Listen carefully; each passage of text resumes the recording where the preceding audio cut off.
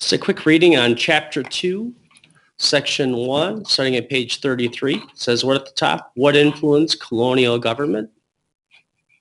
Main idea, science and the influence of reason led to new innovations in political thought. Many of the rights that American citizens enjoy today can be traced to the political and legal traditions of England and to the ideas of a cultural movement called the Enlightenment. When English people began settling here in the 1600s, they brought with them a history of limited and representative government. They also brought with them new ideas about law, society, and the rights people possess. For centuries, England had been ruled by a monarch, a king or queen. However, noble families also had considerable power. The monarch gave them ownership and control of vast lands in exchange for their loyalty, tax payments, and promises of military support, the Magna Carta. In 1215, nobles rebelled against King John, who had treated them harshly.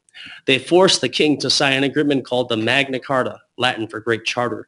This document or deed protected the nobles' privileges and authority or control. It also granted or allowed certain rights to all landholders, rights that eventually came to apply to all English people.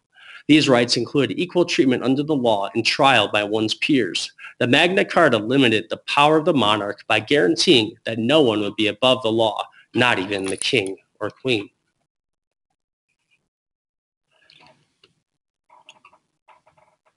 Kings who followed John met regularly with nobles and church officials to get their advice.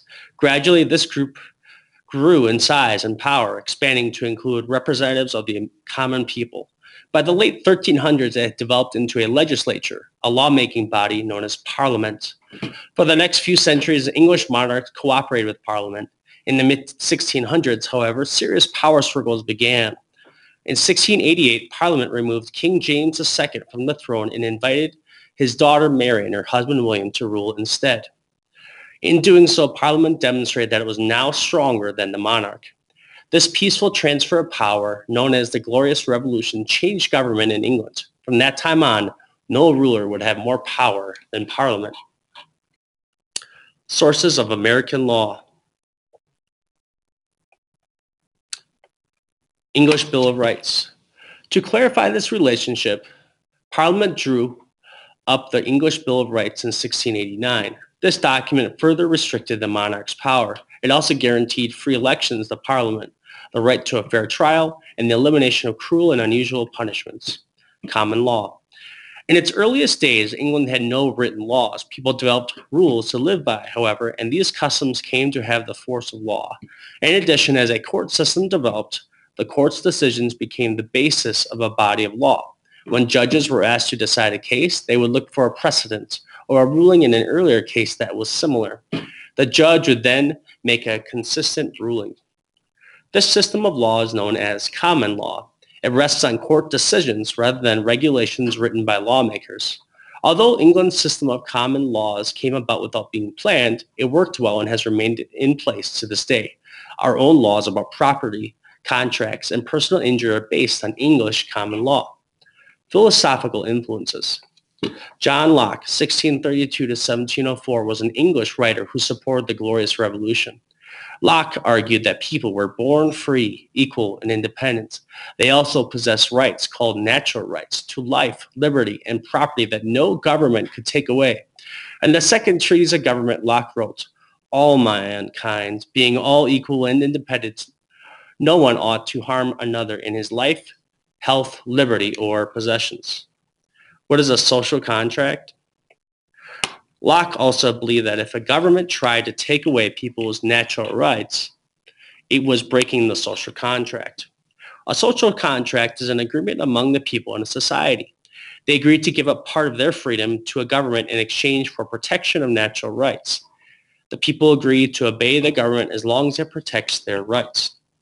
French philosopher Jean-Jacques Rousseau, 1712 to 1778, wrote in The Social Contract, published in 1762, that man is born free, yet everywhere else he is bound in chains. Rousseau was referring to the large number of people in Europe living under oppressive governments. He argued that the people alone had the right to determine how they should be governed. Separation of powers. A French writer, Baron de Montesquieu, 1689 to 1755, developed the idea about dividing the branches of government into different parts to balance each other so that no one part can become too strong or threaten individual rights.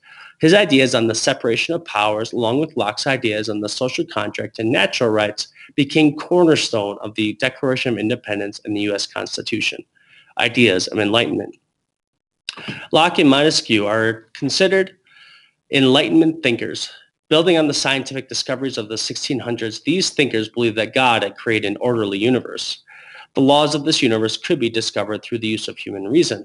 Enlightenment thinkers argued that the laws that governed nature also applied to human life and society. As you will read, the ideas of the Enlightenment had a profound effect on Americans. Colonial traditions of self-government. Main idea. The American colonists accepted the idea of representative government. In the 1600s and 1700s, England established colonies in America. A colony is a group of people in one place who are ruled by a parent country elsewhere.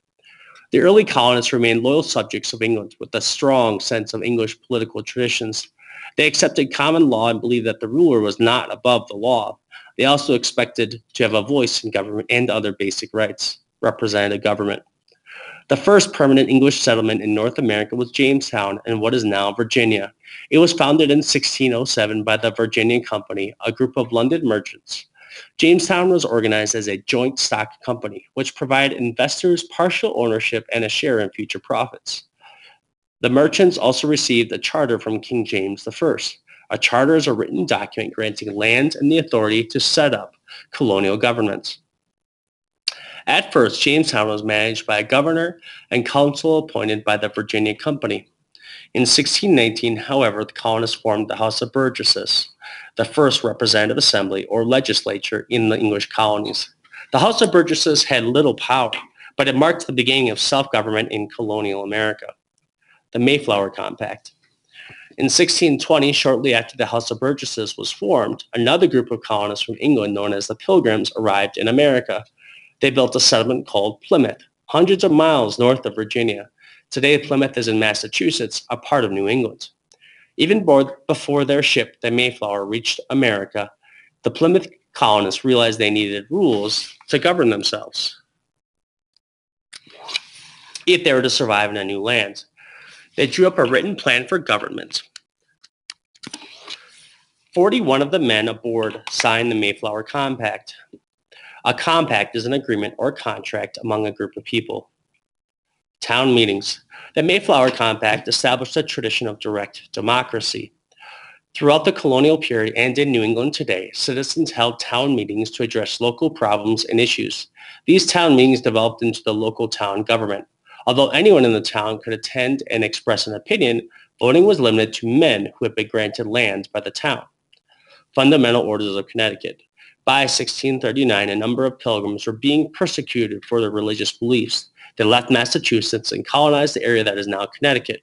There, they developed America's first written constitution, the Fundamental Orders of Connecticut. This document called for an assembly of elected representatives from each town to make laws. It also called for the popular election of a governor and judges. Early legislatures. The success of the Jamestown and Plymouth colonies led to other settlements in America. By 1733, 13 English colonies stretched from Massachusetts, which included what is now Maine, in the north to Georgia in the south. Each new colony set up its own government. Each colony had a governor who was elected by the colonists or appointed by the English king. Each colony also had a legislature with representatives elected by the free adult males. As years passed, the colonial governments took on more responsibility while the king and parliament dealt with matters in Great Britain. The country was renamed the United Kingdom of Great Britain in 1707 when England unified with Scotland. The colonists in America soon grew used to making their own decisions.